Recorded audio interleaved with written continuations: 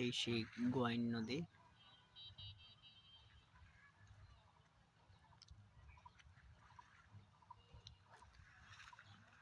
প্রকৃতির মনোরম পরিবেশ, সকালবেলা দুজন ভাই নদী থেকে মাছ ধরতেছে বড়শি দিয়ে।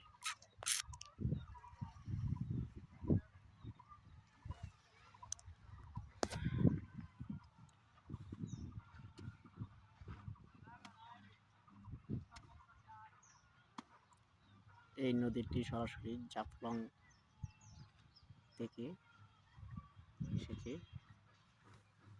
ইন্ডিয়ার মেঘালয় পাহাড় থেকে এর উৎপত্তি।